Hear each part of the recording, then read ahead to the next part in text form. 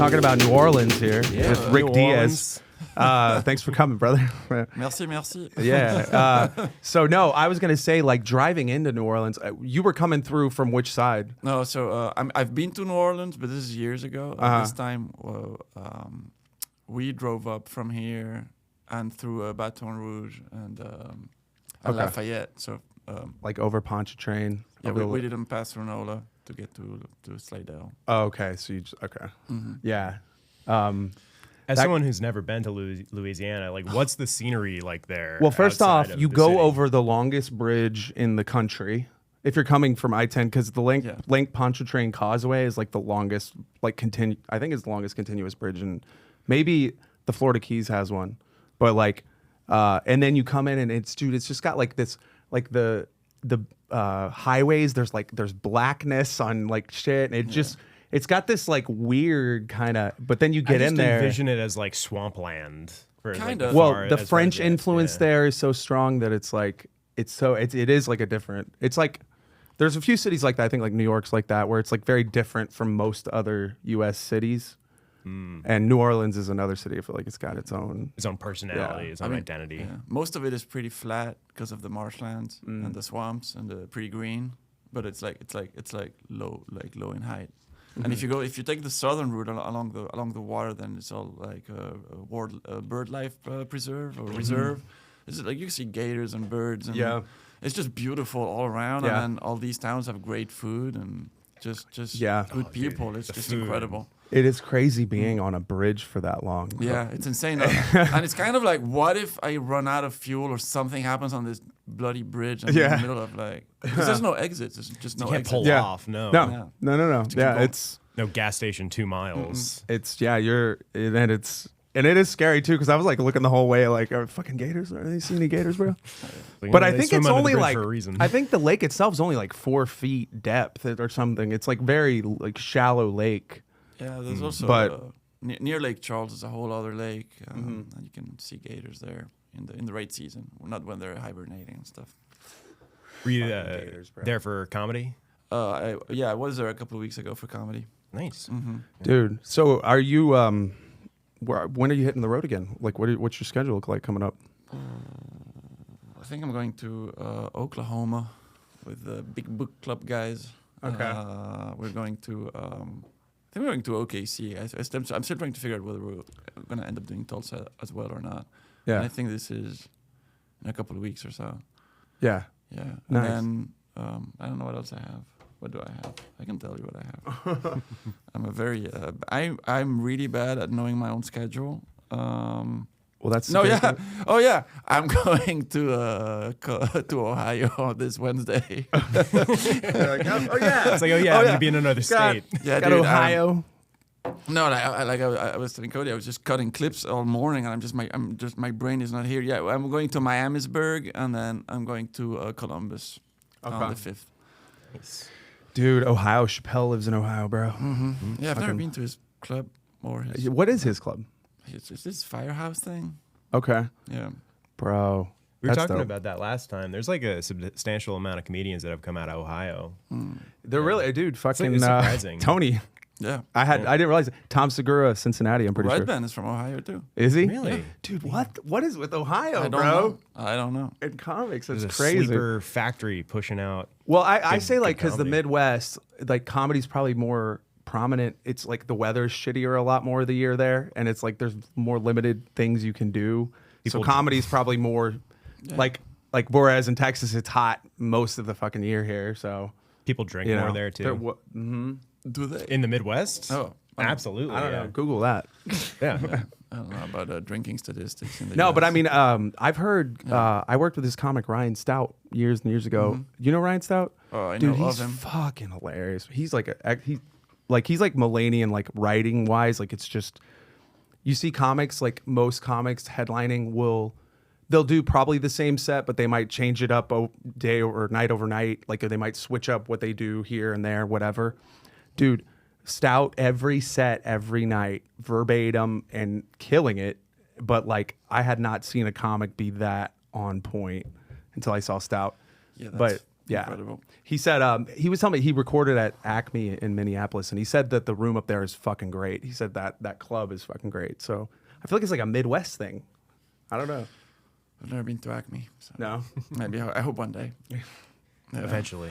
Eventually. Well, you've been playing some big stages though, right? I mean, yeah. No. No, I've been playing a few, yeah. But you know, there's always room to. There's so many states I haven't been to yet. Like, haven't touched them. So, how long have you been doing stand up, bro? Just over 6 years. I mean, Okay. The beginnings of my 7th. Okay. Yeah. And so when you got your golden ticket, that was what, like you had been like 3 years in at that point? 4. 4 years in? Yeah, I'm just about 4. So what was the biggest change in your comedy career from when you before that happened to after that happened? I mean, I guess the exposure. A lot of people know who I am. So it's. I mean, you go from just having to constantly message people and send your clips in. Like, my jokes are the same. I mean, I haven't, from getting a golden ticket from 1 week to the next, I haven't written a new hour. So pretty much my set is similar, right? Right. I mean, except for maybe whatever I wrote in the last couple of weeks. Mm-hmm. So you go from, oh yeah, come to my club to just having to like just beg for spots. And so it's like, but I am the same comic. I'm doing the same jokes. You were ignoring me. This is all about the hype and the fact that now I can sell some tickets. Yeah. I'm the exact same person, same act, same jokes. So that's a big change. It's just that little hype makes you be seen. And I think now, 2 years in, I would say there's less hype, but at least I still have to prove myself. Because I'm still less than 10 years in and stuff like that. But at least I'm considered a comic. People think I write jokes. I'm not a crowd work guy or whatever. Like the people that know me know that I'm a guy that's trying to write jokes and trying to grind the job the right way. I think. I think so. I think that's what I've been told, at least. I mean, I think it's about reliability. So when you have good material, people can trust you. Like, okay, I know I can trust Rick. Like, I'm not worried about Rick going in and taking care of it. That, but also from like a venue perspective, like having some notoriety where they can count on, like, hey, you're gonna pull at least somewhat of a crowd.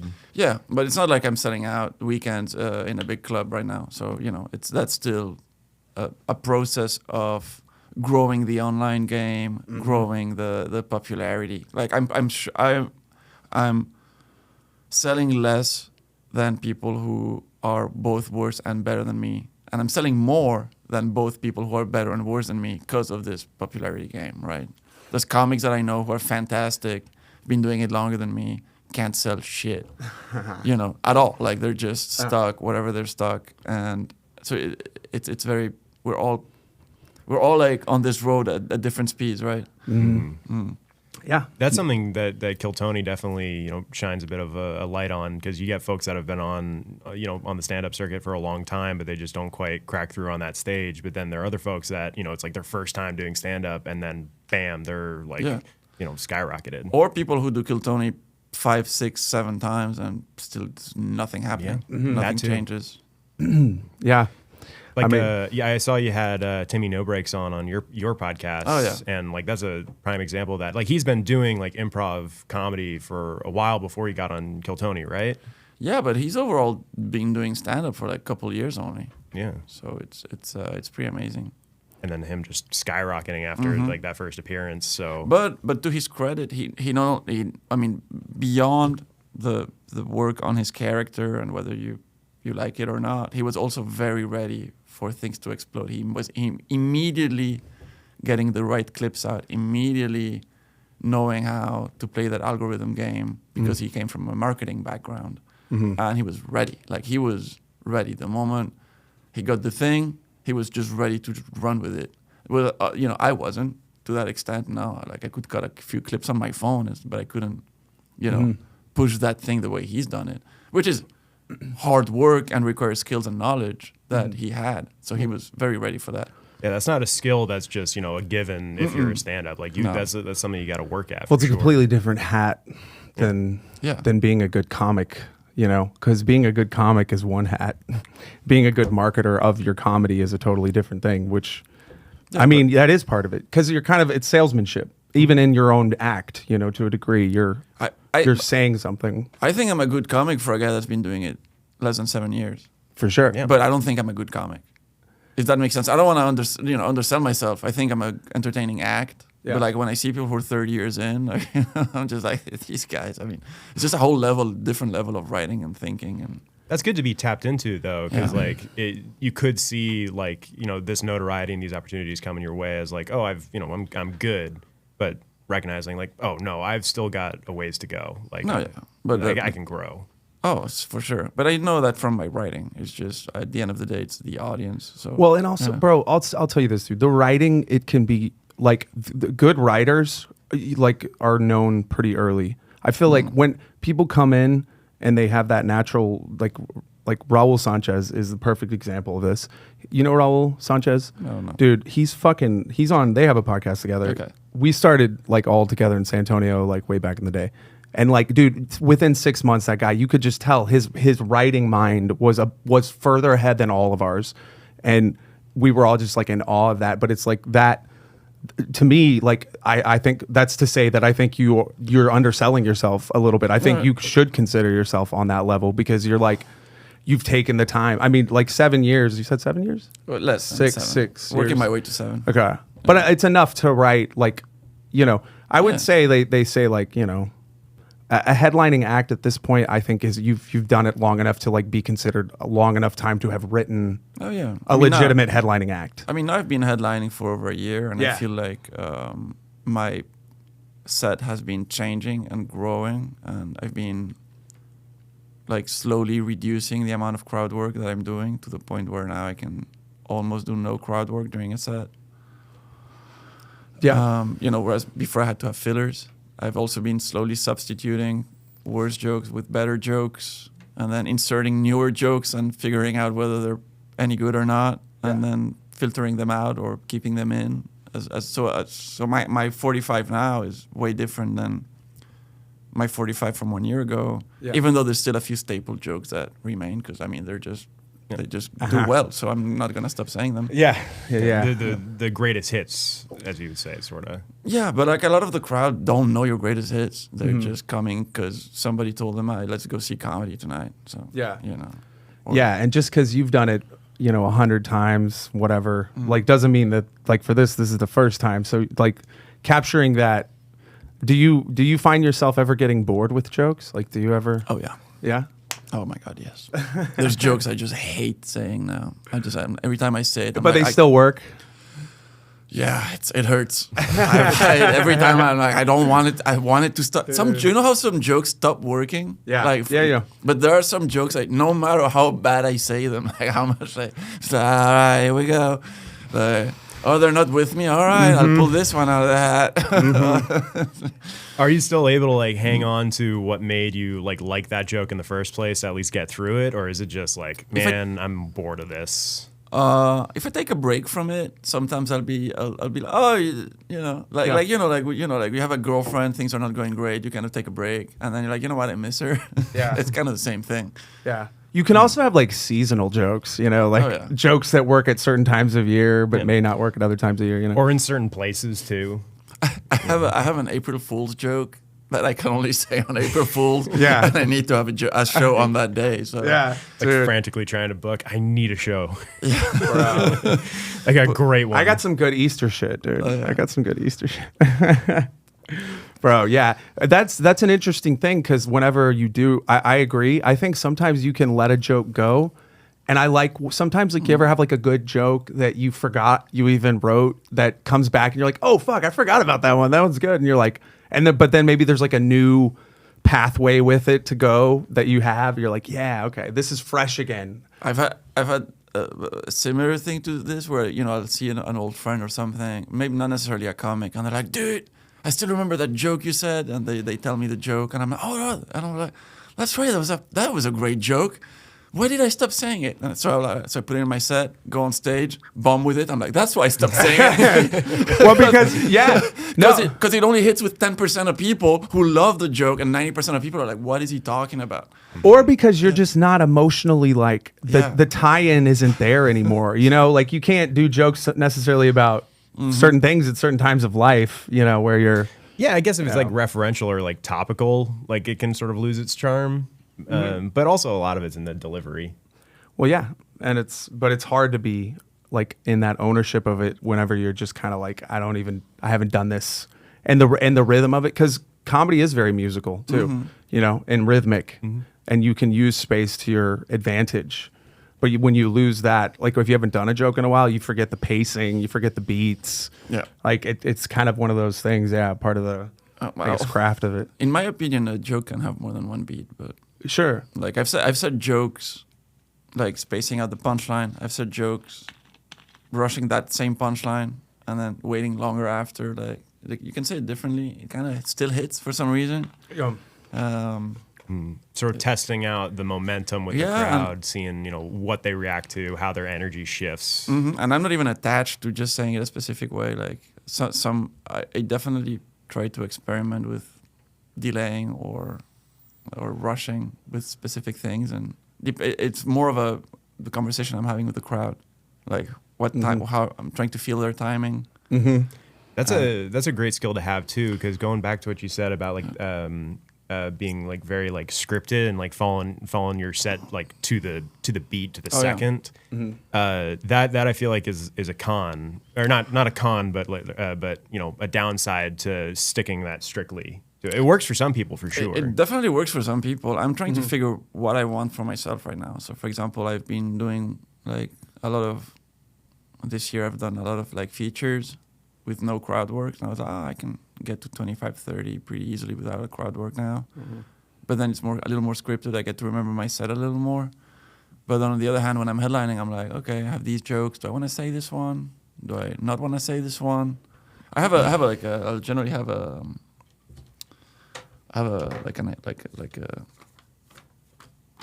what it kind of Keywords. Yeah, I have an order of jokes, right? Okay. But I'll It's be interesting. like, I don't feel. Oh, they're not feeling this. Then they're really gonna hate this. They're not into this. Then I'm gonna really hate that. I'm not in the mood to say this. I'm in the mood to say this. So I have an overview of what I want to go out. You know, it's interesting that you have that, because what I was gonna say was that like, when I look at like a longer set, like a feature set, let's say, you know, that can feel like a daunting amount of time to do 25, 30 minutes if you're thinking of it as like 25 or 30 jokes or whatever.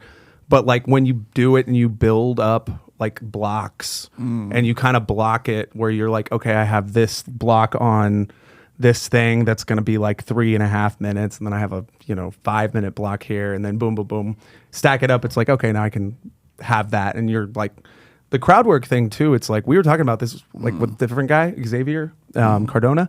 And we were just saying, like, I think crowd work, if it's leading to something, like if it has a purpose, like if it's like built in something where you can utilize it, I could see that as a tool. Like that's worth doing, but like also to want to just do jokes, I get that too, bro. I don't know. I was trying to develop my crowd work skills for the whole year, for an entire year, to the point where I think I've gotten a lot better at it. But now I'm obsessed with trying to not do it. Because the thing with the one-liners is like, I was thinking, well, I never get to do, because people told me that, right? So it came from people. We don't see you doing an hour with this. Nobody can take an hour of this. And in my mind, I was like, okay, well, I somehow believe in it. But I started padding with crowd work to break the rhythm. Yeah. But now I'm seeing, like, how can I break the rhythm with only jokes still? And then have the crowd work in my back pocket. If things are, well, they're not with me, well, let me try to engage with them a little bit, switch gears, have the tool. So it's a tool you need. But I don't want to rely on it. Because what I found, at least for my jokes that are very written, if I get into crowd work and I get a huge pop, it's kind of hard to come back into my set naturally unless I come back at specific point. Like yesterday, I did a show in Oak Cliff, near Dallas. Oak Cliff. Yeah. I still don't know how to pronounce it. My grandparents were born in Oak Cliff. Yeah, it was fantastic. But then I started doing some local jokes about them, and I got a huge pop, right? And then I was like, But then the rest of the set was like kind of like, yes, no, yes, no, yes, yes, no, no, like. But the moment I mentioned that I was in the ghetto, or whatever it was, that they really enjoyed it because it was local. But it's hard to go from local material to your which is why I'd never do it up top generally. But yeah. Yeah, I can imagine too with that crowd work, especially once you start going into it, it can kind of shift the audience's dynamic. Because I know some shows for sure, if a comedian's getting up there and you could like they go right into crowd work, some audiences can just kind of close off of like, oh, I don't want to talk to them, I don't want to share, or I don't want to get picked on. There are crowds that don't want to talk to you, and then what I found is also, the rooms have different layouts. So like if you have a very long room with only like less than 10 people in front of you, if those 10 people don't want any crowd work, you're done. Yeah. You are done. You can't, because you generally can't see what's behind the first 2 rows if you're lucky, right? So if you have a very wide room and you can talk to your left and your right and bring the room together, then that's very cool.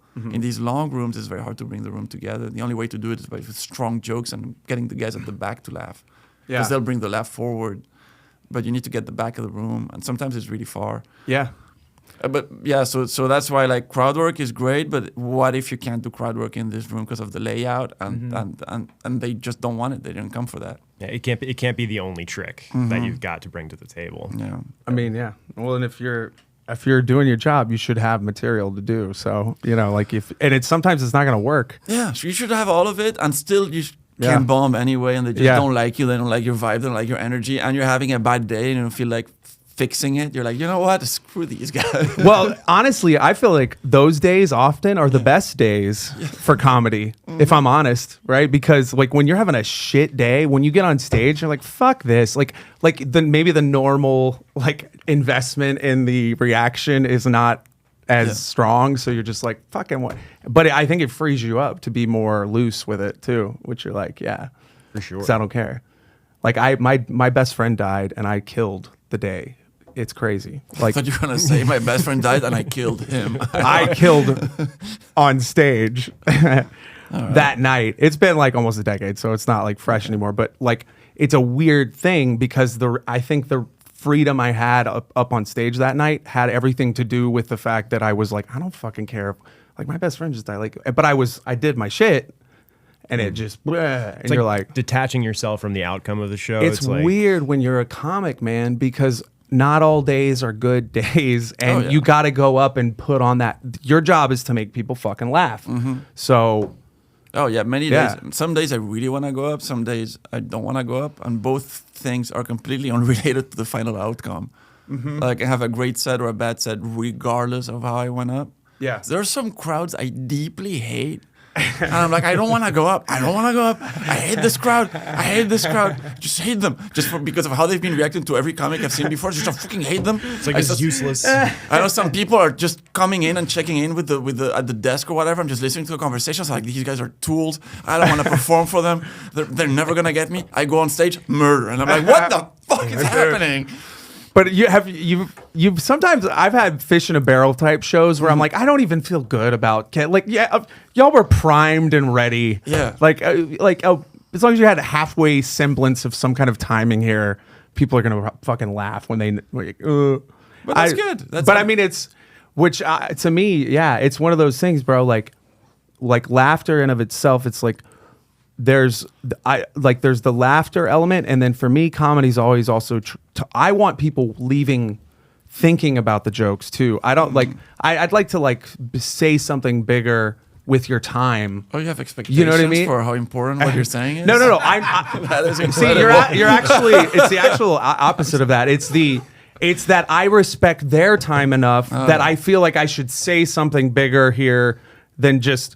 I think it should have a point. Like, I don't know. I like Bill Hicks, like is there a point to this? Is there a point? To Bill Hicks? No, I'm saying that cool. like he's saying there's a point. See, I know what you're doing. No, I know what you're doing. I'm trying to give you a clip, okay? All right, fair. All right. Dude. No, but see, but that's the thing is like, I don't know. Do you, with your comedy, would you say that do you ever feel like you want to say something with it, or is it just more just like I want to laugh? That's it. That's all it is. Listen, it's very simple. I do want to do both. Like if I go over my let's say, what is this one? No, this is not the one. This is the one, right? So here I have first 4 or 5 minutes is mostly about wanting to end your life, right? That's, you know, what do I want to say? Is that we feel that way, it's okay to talk about it. Then I have a lot of dumb stuff, like the dumbest, just dumb stuff, right? Dumb stuff. And then I talk about my cat, which is also very dumb. Then I start talking about my old work. What do I want to say about it? I don't know. I just want to talk about it because I have that experience. And then I start talking about therapy and family and my divorce. And there's stuff I do want to talk about. Mm-hmm. And my point is, I want to, first of all, process my feelings, but I also want to be like, you know what? The point to my comedy, I feel like, is it's the stuff that happens to us that we don't like to talk about. We don't like to, when we go see a comedy show, we don't want to hear about these topics. Mm-hmm. So I like to be in that spot of, we didn't want to hear about this, but then there's people that I've had every reaction, right, from people hating it to people being like, man, thank you. Nobody talks about this.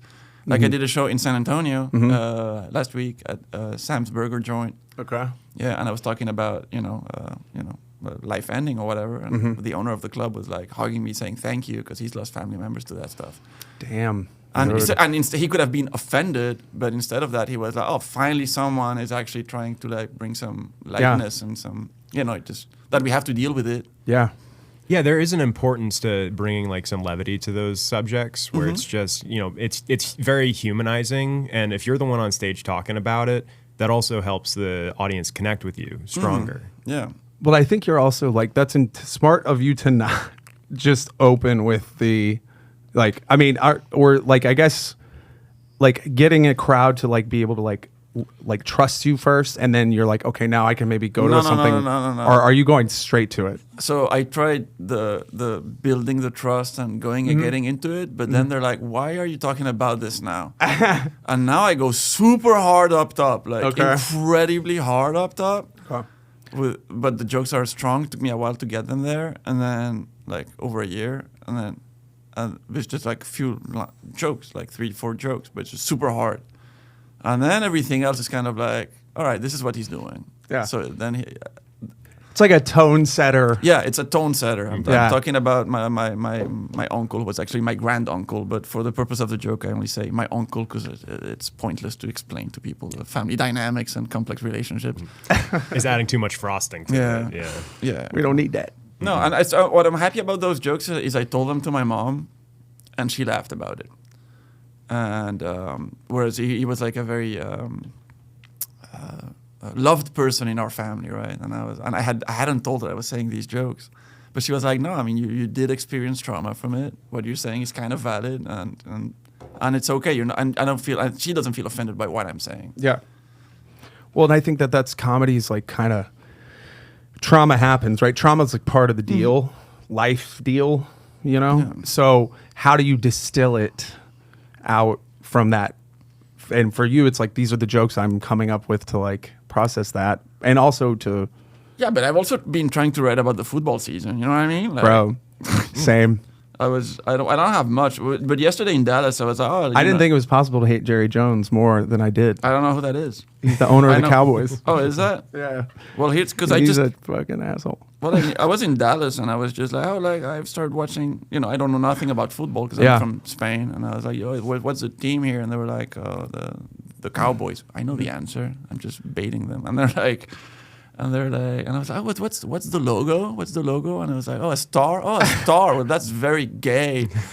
And I was like, I guess the alternative is having Cowboys, which is gayer. And I was like, dude, I was just in Green Bay. Bro. Did you know that the Packers are called after being meat packers? That's extra gay. Their logo is a giant G for gay. I don't know, man. It's just like I've been trying to write about the WNBA as well. Just whatever. Oh, bro. Yeah. That how dumb they are. How they offered them quadruple the salary and they turned it down. It's like, you're gonna go into a lockout now. Like, what? Yeah, that's what they're talking about doing. They want more money. It's like the league's already losing money, and you're asking them to pay you more. Why? And here's the other thing. I don't get why they all hate Caitlin Clark, bro. Like, it's funny. It's like, why? That's the chick with long hair? This is the one that's like got the whole. Oh, the one that's popular? Yeah. Like sort of poster child. She's the one person in the WNBA that's ever made men give a shit about the WNBA. But that would be like stand-up comics hating Timmy No Breaks. Yeah. It's exactly the same thing. It's like, what is she doing? I'm assuming she's playing great. Yeah. The few clips I've seen, she's playing great. Yeah. She's arrogant. Which right? kind of is part of like what great players often are. Yeah, but it's also an online persona. What she's doing is she's giving clips to the games. So if she says something weird at a press conference, if she acts arrogant on the field, if she's doing this and this and this, she's clickbaiting everyone. And people are, well, she's clickbaiting instead of focusing on her game. She's selling tickets that pay for your salary. Yeah. How about when she does that to you, you get in her face and you respond. Yeah, it's insane. Yeah. It's wild how much the viewership from one player changes from when she's playing to not playing. Like, it's like in the millions, dude. It's crazy. And it's like, dude, this is the one person that's like your golden ticket to like get this league to be relevant to some degree. And it's like you're all shitting on her all the time. It's like, why would you do that? It doesn't make sense. What she's also doing is it's going to bring more Caitlin Clarks into the league later on down the line, because people like younger kids are watching her and seeing like, hey, this is, you know, how old is Kate? How old is she? Like 22, 23. Yeah. All right, good. So yeah, she's young. She's pretty hot. dude, she is attractive, bro. She's like, pretty hot. Maybe that's part of it too. Yeah. Because I just saw this thing on some reel, so I know it was true, about women. Yeah, the internet. Women never lies. deliberately, like hairstylist women will deliberately tell other attractive women, you should cut your hair short, just because they want to like make that woman less attractive. But hot women look hot all the time. Doesn't matter the haircut. If you're a hot woman, you're. But I mean, WNBA players are all athletes. I mean, they're all pretty, you know, attractive. But it's also just this like this certain players. You're like what's her face? Angel Reese. Okay. She's the other like arch nemesis. Pull up Angel Reese. She's like the arch nemesis. And she makes it out like it's this rivalry, and it's like she's fucking garbage. Her game is garbage. It's like they're trying to create this rivalry. It's like this doesn't work, but it doesn't work on both players have to be good for a rivalry to make sense.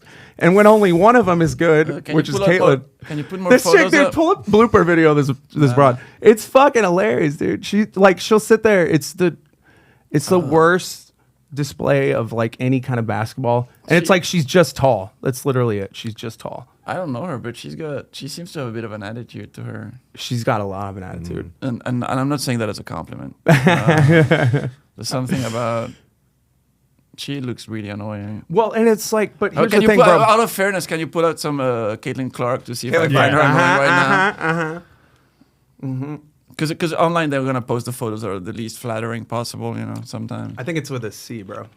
Oh yeah, here we go. Yeah, she's not only great at basketball, she's attractive. She's like, she looks a little psychotic, but yeah, she looks less annoying than the other one that I already forgot her name. Whatever her name is. Yeah, but like she's like the only woman I've ever seen play that it's like, oh, this is like compelling. Like just there's like an abandon that, but also just skill.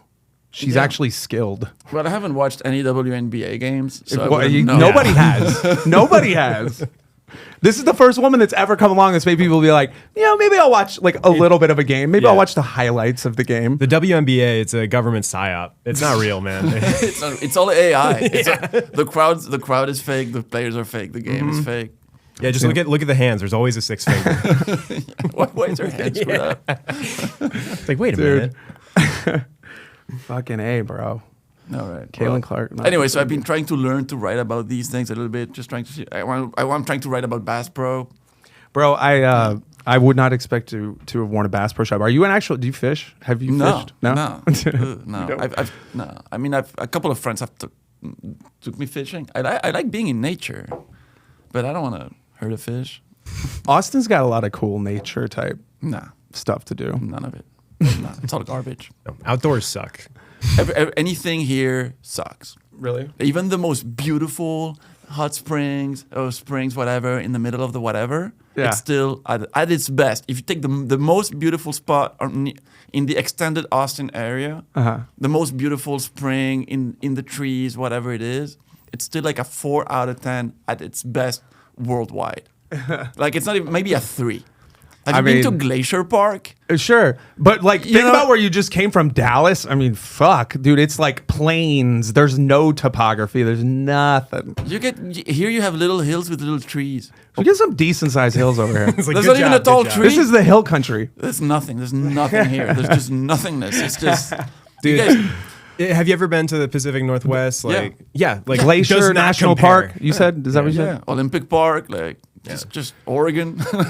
Yeah, but like, after you've seen, But then El you're Capitan, nothing relevant anywhere like for what you're doing. Like, what are you gonna? I mean, you're I've gonna been- do stand up. In my defense, if you're I've been- living there. I've been to Tibet. Okay, So, yeah. dude. So did Wimby. I'm pretty sure with No, I mean- monks. Yeah, but I mean, I've been, you've been to the Alps, you've been desert. Like, even your desert sucks.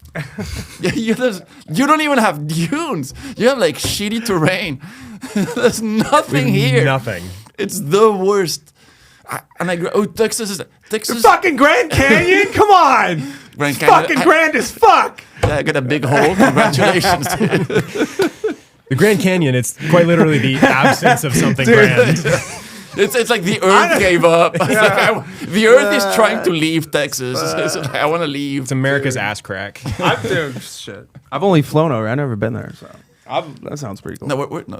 Is the Grand Canyon in Texas at all? Arizona. Arizona, yeah, okay. No, it is west of here. But dude, Texas has a desert. If you go west, dude, once you get past like fucking Kerrville, it just turns into desert. And then El Paso is like the Rockies, basically. Do you have dunes? There's not dunes, but there's cool fucking random ass just land. It's weird. Like it's hard to explain, but it's Oh, like Monument Valley? They're called plateaus. plateaus. Is that what they're called? Okay, can Like we see the- a like the plateau? rock. You know what I'm talking about. Pull it up. Texas Plateau. No, yeah, it's El like, Paso. but it's like there's just, it's cool because mountainous terrain. It's like it's got obviously like a Yep, No, that's some great terrain. It's EAU. plateau is PLATEAU. Yeah. Got that. I'm glad I can teach Americans. There you go. Yeah. See, that's that. It's stuff like that. It's like where it's just random ass. Oh, yeah. We have those in Spain. Yeah, that's West Texas right there Oh, yeah. for sure. Okay. There's some cool nice. shit actually, dude. Like there's some cool shit. Like Texas has like every type of terrain within Texas almost. Yeah, just none of it is around Austin. This is hill country. It's not even a proper hill, dude. It's a slope. It's a little slope. It's Bro. a speed bump. There's some pretty fucking steep hills around this place, bro. I'm telling you, bro. I mean, it's probably not San Francisco steep, but hey. But like, if you look at Barton Springs, I mean, honestly, come on. The Colorado River, pretty cool. It's pretty wide, loads of water. I think that's pretty cool. Barton Springs is, ugh. Well, that too, and it's also squandered by the fact that there's always like 100 people there. Yeah, on a good day. 100? Yeah, Like, at, shit. like, at least. Yeah. So like that just brings it down a couple. There's also notches. titties, bro. I mean, come on. There's some titties are nice nice. things there. Yeah, well, I mean, but okay, but it's Austin, so they are attached to weirdos, though. I mean, bro, Got to be careful. you with haven't what been those out ones are enough attached around to. Austin, clearly. No, they're not always, dude. I mean, like, bro. But Bro. it's not España. All right, dude. it's not. What part is... Pull out topless beaches in Spain. So can I compare that to Barton Springs? I don't think you can show it on All screen, right, but I want to get their reaction. Okay, we're fucking American here. All right, there's This limitations. is gonna be like an American. we're tasting not. There we go. Let's Yeah. try to not get kicked off. Keep this on the close cams. See how it's 100 times better than Barton Springs? That is clearly better than Barton Springs. Yes, You're sure it's a woman too. but like Austin's got dude. But in Texas, if we're talking about Texas, like you were in Dallas. Did you do anything else in Dallas besides the show? Did you just do the show and come back? I mean, what is there to do in Dallas? That's what I'm. Oh yeah, I went to JFK. I saw the eye thing. Did you? Alright, done. Yeah, Bro. and not on this trip, on a different trip. Oh, okay. Yeah, That's the stain on Dallas, bro. but there's nothing. There's nothing there. There's just nothing. It's pretty cool. Like people are cool, but there's just nothing. It's just offices and Yeah, houses. what kind There's of a lot of industry is old in- white money. Yeah, what industry is like Dallas primarily? I've never been. It's like telecom, I think. But like it's a lot of like headquarters for a lot of different large corporations, dude. Like Frito-Lay. It's fucking Cool. There's like a ton of you could Google how many Fortune 500 companies are headquartered in Dallas, but it's like Oil or is that oil's Fort more Worth? Houston. It's going to be this. The new stock exchange is going to be in Dallas. Oh, they're doing a Texas stock exchange now? Yeah, in Dallas. That's insane. Bro, what?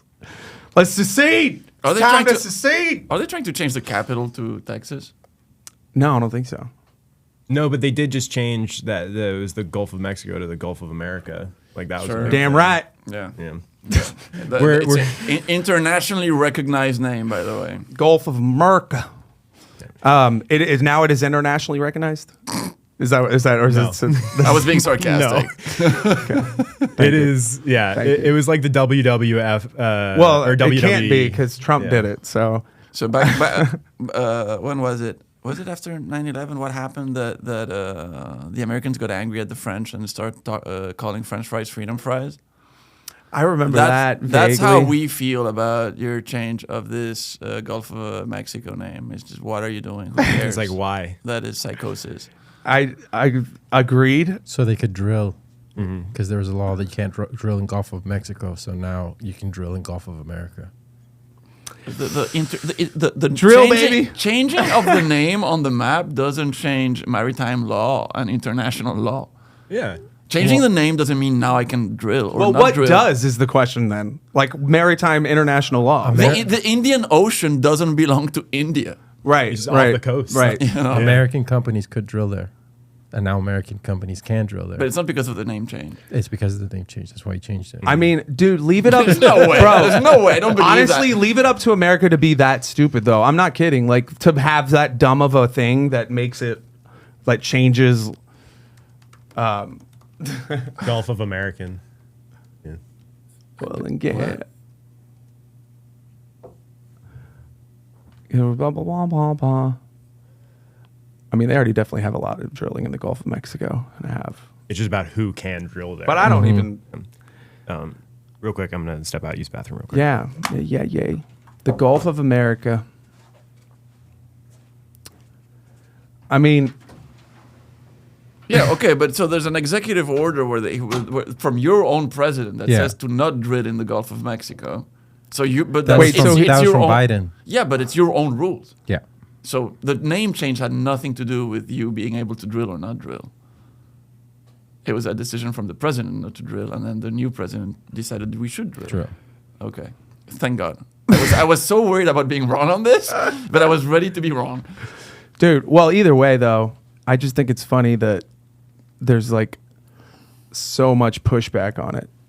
On the name change? And actually, didn't they Denali like got changed back to Yeah. Mount McKinley again? Yeah, I heard that. Yeah. So is that recognized? Because that's another one I think that was a Trump one. Well, the thing with Denali's, I think, at least from Europe, is we don't really know or care about that mountain. It's tiny, and we don't give a crap. And it's an internal border thing, whereas the Gulf of Mexico impacts internationally. There's, it affects plenty of countries that live around it. Yeah. So it's just a bizarre, just branding that. We understand what's happening, but but it's okay. Well, it's Call it the Gulf of North America, and everybody would have been fine with it. well, it's weird that like being patriotic now as an American is like you're like looked at as an idiot for it, like almost. What? It's I just feel like there's like this idea that patriotism is, and I'm saying that as somebody who was like far off, but kind of came back around, and it's like I think the idea of what America stands for at the end of the day is probably still pretty valid, and it's weird too because I say this about Americans, we're the only country where we'll identify ourselves with like people be like I'm Irish, my last name's Odell, be like I'm Irish. It's like I've never even been to Ireland. I'm American. Yeah. Like. And that's like, how long are we But I having? mean, but I mean, for us, at least in Europe, Americans have always been obsessively patriotic. Whereas See, for us, it's always since World War II, it's been kind of it's a little cringy to be patriotic in Europe.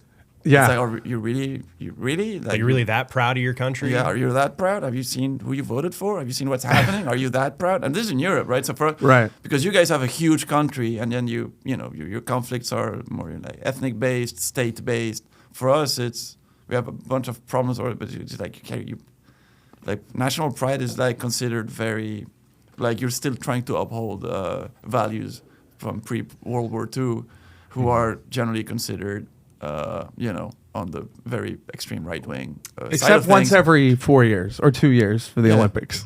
Sure. Winter, summer. Yeah. Oh, then we were like, woo, yeah. Or the World Cup. Things that don't really matter. The World Cup. No, the World Cup matters. I mean, from a financial standpoint, 100% it matters. Yes. No, Isn't it? It's in America coming up, isn't it? 2026. all right. I think they're gonna have one in Dallas. I think that's I think they're having matches all over. Have you been to a match at the stadium here? The Q2. No. Okay, so North America. Who plays there? Yeah. North and Central Austin America. FC. Oh yeah, no, I would never go see that. I actually like when people play well. I would never go to I would never, ever. I actually saw I went and saw an international friendly there. Like Yeah. it was a I don't know. No. So you see in Austin FC, that would be like you going to a WNBA game, right? I would rather go to a WNBA game than go see the MLS. Dude, MLS is it's like what It's a joke. It's funny because every other league in the world, this like U.S. has the Premier League for it, but when it comes to football, real football, what Premier League is like? Would that be considered the top league in the world? Would you say? The words Premier League specifically designed the top league in the UK. So, but I think if you mean the best league, Right. What is the best league? well, I'm from Spain, so I'm going to say Spain. But we argue in Europe about whether it's the Italians, the French, the British, or the Spanish. Those are the top four leagues. Mm-hmm. And then we generally have there's a thing called the Champions League, where the best teams of all of Europe play every year, every season. So yeah, but the thing is, like that would be the best. but I was born in Madrid, so like we're for generations at the top of quality Real. level of Real Madrid. Yeah, I mean there's other teams, but I mean in Spain we watched really good soccer, for a really long time. So we can't even. I mean, to me, looking at this is just painful. Like it's just like what are they? Why are they so bad? Bro, Why can't they this get it is together? silly. They've got money. They got a budget. They got athletes. Well, dude, you're getting the best American. I'm sure if you were a great American player, you're gonna go to Europe to play. There's never been more than 1 or 2 or like 10 that have ever made it in Europe. They're just that bad. It's just one of those cultural things for whatever reason here. No, it's very clear. To me, it's very simple. The level of play that you can access as an American when you're a junior or a kid, it's very low. Mm-hmm. Like in Spain, if you're 6 or 7 and you have talent, you can be put in some school with just beasts. Yeah. Immediately. Same as you guys do with other sports like wrestling, or that's how you're gonna have your your Olympic champions, right? Yeah. Yeah. But in soccer, you suck. You're not interested in it, and that's fine. It's not the cultural, so if you're not putting money into it. Well, it's interesting how like sports will be like developed in certain countries that way, because like if you look at New Zealand, it's the same thing for them, but with rugby, like the All Blacks, because like those kids, I mean, they grow up from like young age, like in it. And it's like they're developed, like that's the goal the whole time is to get to the All Blacks. And there's going to be a national program to make sure there's always good quality players in there, because it's one of the few things they have that's national pride. Mm-hmm. When they can compete on the world stage, being from such a small, faraway country. Yeah. So it's a big deal for them. So they're going to put a lot of resources into it, I'm assuming. Yeah. Dude, so American football to you, is it boring? Do you enjoy watching it at all? What is it? How do you feel about it? All right, so... there's a dichotomy. I love every American movie about any possible sport. Like in movie format, your movies are so entertaining. I get into the game, I get into the culture, I get into the thing. I was like, I've watched every single relevant American football movie and non-relevant movie, and I've just like whatever. I love it. Watching a game for 3 hours and a half is a big ask. I don't. No, but it's about the tailgating and But no, I don't. I just don't want to dedicate you half of my weekend or my entire weekend. I Well, don't care. Especially when you break down like how much actual time in that 3.5 hours that a active live play is happening. It's like 15 or 20 minutes of it. I mean, the It's like- highlights are incredible. Like Yeah. when I watch football highlights, I'm like, this is incredible. They're so fast and violent, and how can you throw that ball that far, that aggressively? Like, because they're heavy, they're not light. It's a big ball. Like, I mean, they have a weight. So to throw it that hard, that fast, that far, I mean, these guys are machines. Yeah. It's just so boring to watch. It's sometimes, dude. I was just thinking about like this says something. The greatest catch I've ever seen was against my team, but this dude, like, I mean, Odell Beckham, he's like caught a ball like this, like a long deep ball, like back here, like getting like pass interfered with in the play. So they threw a flag. It didn't matter because he caught it anyway. But it was like, dude, it was the most insane. You see some of that shit. Sometimes you're like, what the fuck? One thing changed my mind was I went to when I came the first time I came to Austin. I ended up going to a high school game between Knights. It's a town up north. What are they called? Knights. Knights for sure, but I don't know from which town. It's high school. Football, Texas. like football. Knights. Football. But it's a high school team. Yeah. Austin. McCallum Knights, Knights. the Regent Knights, Yeah, the Austin Knights, So they were playing the Permians. So I went to watch that. like And Odessa Permian. Okay. and I went to see it with a friend of mine who used to play high school football. So during the whole game, he was explaining to me the culture, what the band was Yeah. doing, what was happening during the plays. And through him, we were like, oh, it's actually very interesting. Yeah. Because he was like, no, look, there's layers. This is what's happening now. It was happening now. Now they're resetting. Then this thing is happening. This thing is happening. So if you get into the whole thing, a very, very interesting game. Yeah. Permian is the team they based Friday Night Lights on, too. Yeah. That's why it's the one high school team I know in this country. Dude.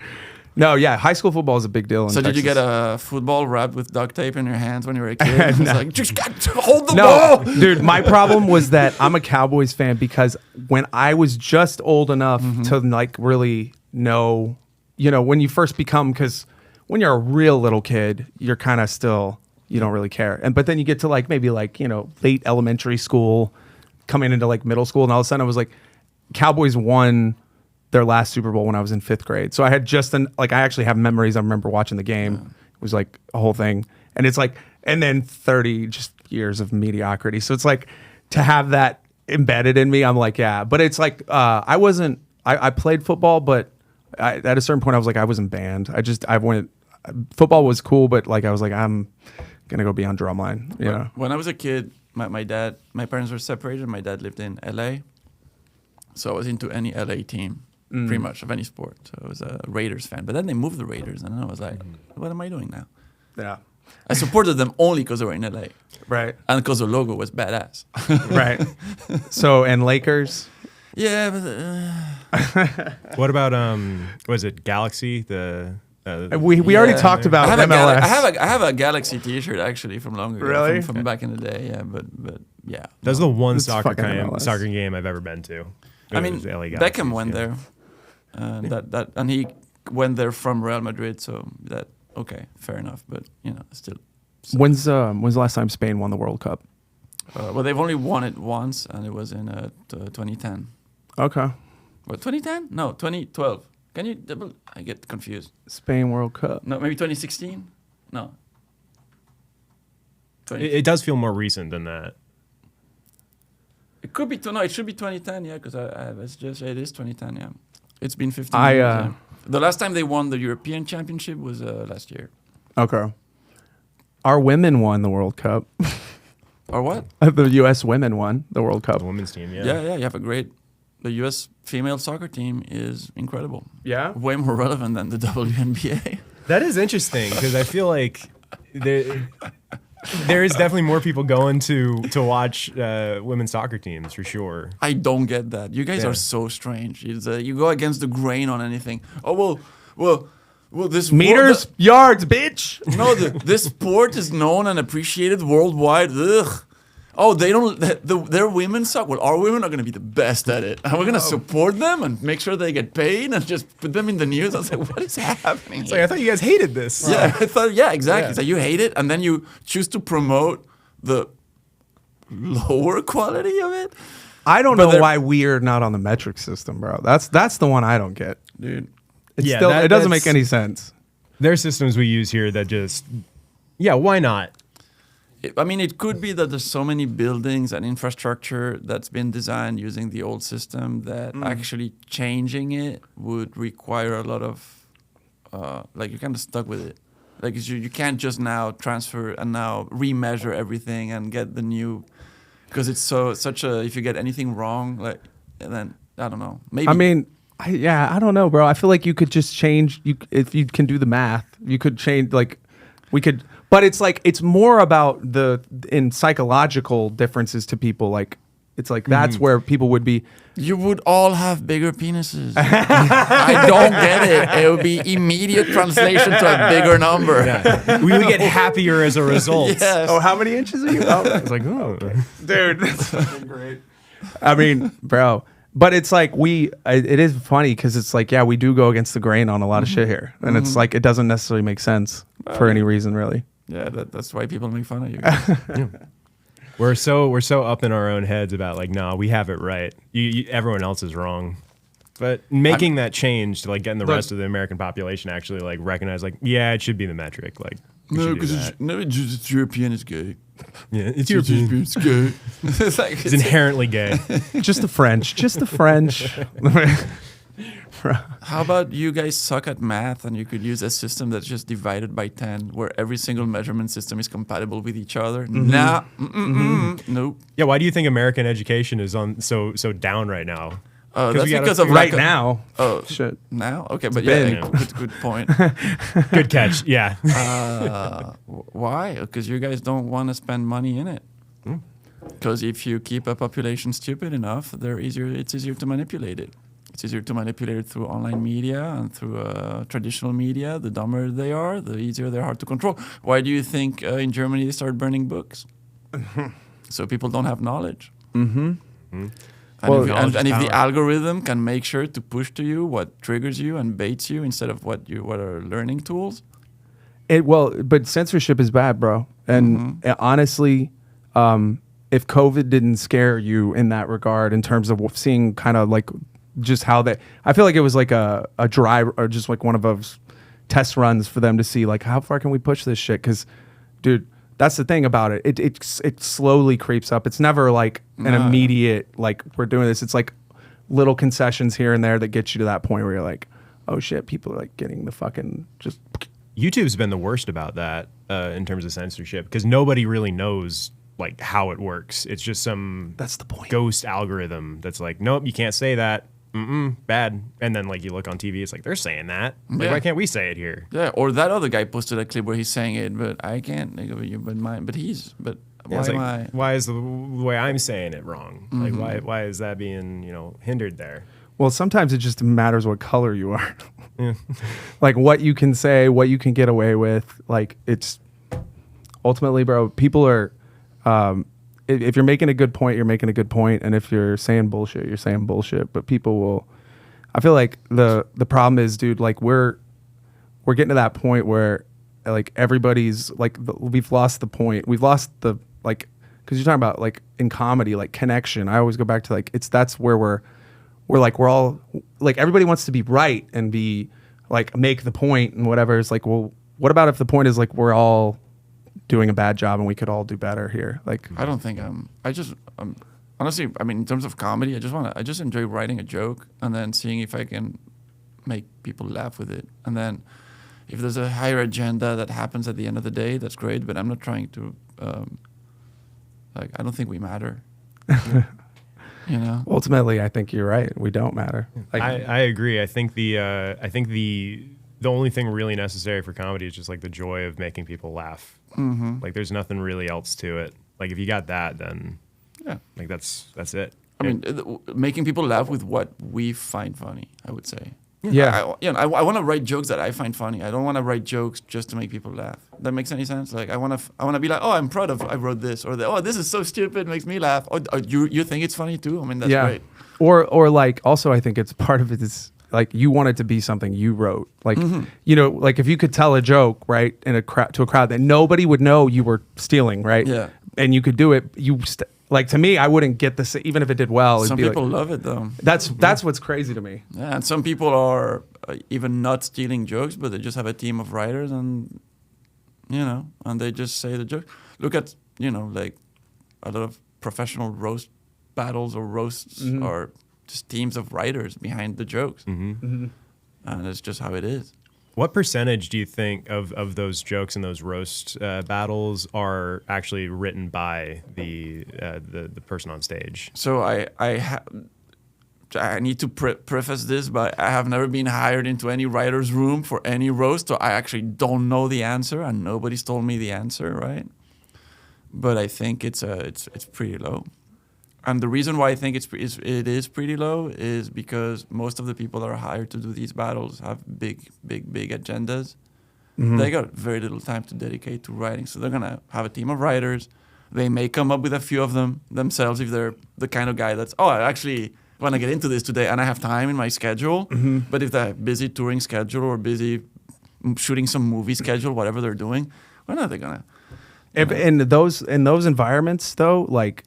That's literally you're going to tell the joke that one time and that's it. That's all that So if you're spending a lot of time to write those jokes, it's like you're literally investing a lot of time to write something that is literally going to be burned off. But there are jokes that you hear some of them say. I'm not going to get into any specifics where like of course that's coming from him because just the way it's being said and the way it's conveyed is like he has that information. Only he can think that way about that other person, and that's coming from him. There's just no way. So, but others are pretty like generic or can be based on public information, and any good writer who, I'm not saying any good writer, but like the good roast writers are going to be able to write in the tone of someone and then write a thing.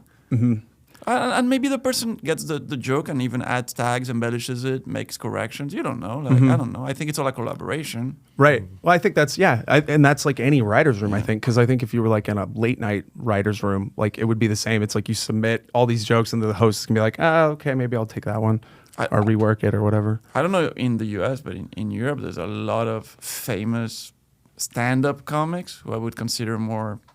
Almost one-man show theater performers. They just have a bunch of ghostwriters. And they're performing the shit out of the act. But they wrote none of it. And they have an hour on stage that's murdering and selling out. They wrote 0 words on it. Yeah. There's also great writers and performers in Europe. But I mean, there are pretty Rabbit famous with a ghost rabbit, what the fuck happened? Yeah, but I mean, no, but... Dude. Yeah, absolutely. I see, but that's the thing I don't understand, man, is like, I don't... Like you're clearly the same. Like I like to do. It's like to write a song in your case, but that it's like you're covering something. It's like as opposed to like a song people love that you came up with. It's like the. And it's not a bad thing either to have people writing for you. I think if you are passing it off as like this is me, which like, they as are my own, usually. I think a prime example of like doing it well is Elton John because he's a fantastic musician, but in terms of lyrics, like going way back. He always had his sort of like partner in crime doing the lyrics for him. Yeah, it worked great for him. Yeah. Wait, what? And I hope. Did you not know that? No, I didn't know. Yeah. I didn't know that. But I hope he paid the guy well, because then the stories of just people getting screwed over on some royalties and stuff. Where it's like I wrote that thing, and then you. And then, I think they still work together. Actually, yeah, that's great. Then that's great. I think Elton's done now, or at least he's on his like final tour. No, yeah, dude. I mean, you gotta be. It's interesting royalties too, bro. Bob Seger just gave away the royalties to Like a Rock, I think, or not, one of his, or no, Old Time Rock and Roll. He wrote that song. It's like that old time. That's like a massive, yeah. And he's getting nothing from it, dude. It's like, bro. Because he just didn't think it was like, I don't need the, like, bro. That's the dark side of any entertainment industry. There's always folks there just trying to take a larger cut of the pie, Well, it's fucked up because you're taking intellectual creative content and all these people are getting money off of it. And at the end of the day, the artist may or may not see a lot of that, and you're like, oh yeah, so everyone's profiting from this shit, but like the person that really should be profiting gets fucked over a lot of the time. I mean, Michael Jackson bought all of the Beatles discography. Yeah. That was genius. That's That's such a great. genius move. He made so much money off of that, That dude. is such a genius move. Bro, but it's like, yeah, I'm your friend. Pay me, bitch. Dude, fuck. That's.